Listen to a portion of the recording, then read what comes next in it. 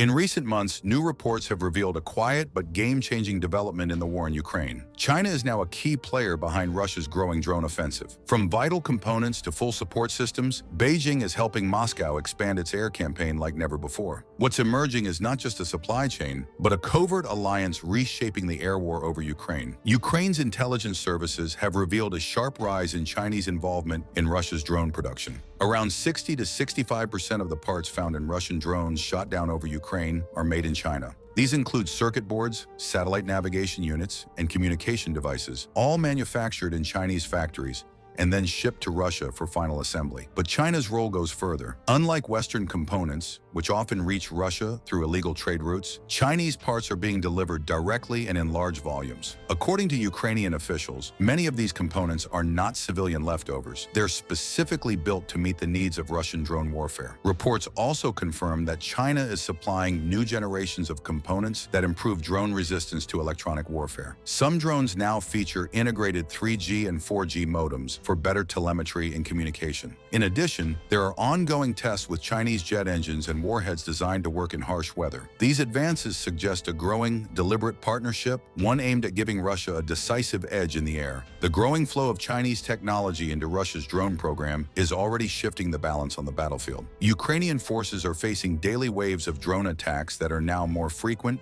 more coordinated, and harder to stop. With Chinese components improving the drone's range, navigation, and resistance to jamming, Russia has gained new momentum in its air campaign. According to NATO officials, Russia has begun preparing to scale up its drone assaults from 400 to 500 attacks per day to as many as 2,000. This dramatic increase would not be possible without direct Chinese support. In fact, Ukrainian intelligence estimates that up to 90% of the labor involved in building these systems, from raw materials to semi-finished parts, is now handled inside China. Russia's role is mostly limited to final assembly and deployment. Reports also point to Chinese technicians working alongside Russian and Iranian engineers inside Russian factories, suggesting that this cooperation is not just industrial, but also technical and strategic. Meanwhile, China has stopped selling commercial drones like the DJI Mavic to Ukraine and its Western allies, while continuing to deliver them to Russia in large quantities. This decision has left Ukrainian forces with fewer tools to monitor the battlefield, while Moscow benefits from a steady supply of high-utility drones. This partnership is giving Russia more than just equipment, it's changing the tempo and reach of its war effort. But this growing military partnership is only part of the story. Behind it lies a strong and expanding economic bond that's helping both sides bypass Western pressure. Russia,